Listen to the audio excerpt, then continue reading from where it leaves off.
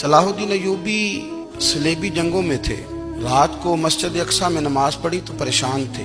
ایک بزرگ سے ملاقات ہوئی تو وہ کہنے لگے کہ آپ بڑے پریشان ہیں. کہنے لگے حضور پریشان اس لیے ہوں کہ پہلے ہی مسلمان کمزور ہے. اب میں نے سنا ہے دشمن کا ایک بحری بیڑا وہ جنگی سامان سے بھرا ہوا آ رہا ہے. تو اب ان کے پاس اور تلواریں اور نیزے آ جائیں گے. مسلمانوں کے پاس پہلے ہی وسائل کی کمی ہے. پریشان ہو کس طرح کر کے مقابلہ کریں گے. یہ بات کہتے ہی صلاح الدین ایوبی نے بزرگوں سے کہا حضور آپ بھی دعا کرنا. دعا کی بڑی طاقت ہے. میرے نبی پاک نے فرمایا دعا مومن کا ہتھیار ہے.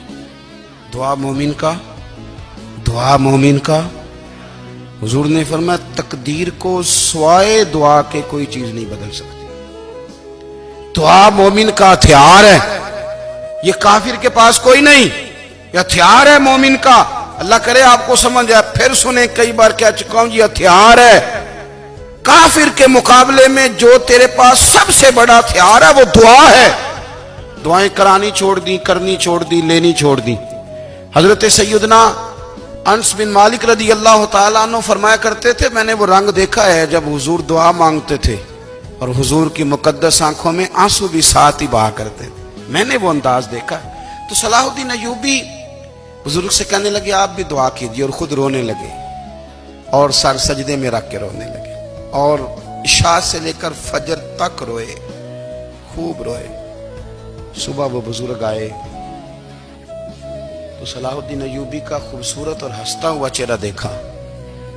کہنے لگے آپ بڑے خوش ہیں. رات تو میں نے بڑے روتے ہوئے دیکھا تھا. تو کہنے لگے حضور وہ جو بحری بیڑا آ رہا تھا نا وہ پانی میں ڈوب گیا ہے, اب وہ نہیں آ رہا. ابھی خبر آئی ہے تو میں بڑا خوش ہوں. بزرگ کہنے لگے اٹھ سینے سے لگ اور سن ایک بات, وہ بحری بیڑا پانی میں نہیں ڈوبا, وہ تیرے آنسوؤں میں ڈوب گیا ہے. وہ جو تو رات رویا ہے نا رب کریم کی بارگاہ میں تو وہ ڈوب گیا ہے. بھائی اپنا مصلی کا, عبادت کا, وظائف کا, اللہ اللہ کا سلسلہ اس کو مضبوط کرے. اپنی دعاؤں کے تعلق کو مضبوط کرے.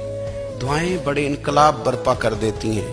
ہم تھوڑے تھوڑے نا جب سے خشک ہوئے ہیں نا, خشک, اور میری تو جماعت ہی صوفیاء کی جماعت تھی. ہم تو داتا علی اجمیری کی جماعت سے, ہم تو خواجہ اجمیری کی جماعت سے, ہم تو شیخ احمد فاروق سرہندی کی جماعت سے, ہم تو صوفیاء کی جماعت. ہماری جماعت نے بھی وہ تعلق جو ہمارے بزرگوں نے بنایا تھا. بزرگ اللہ کے قریب کیسے جاتا ہے؟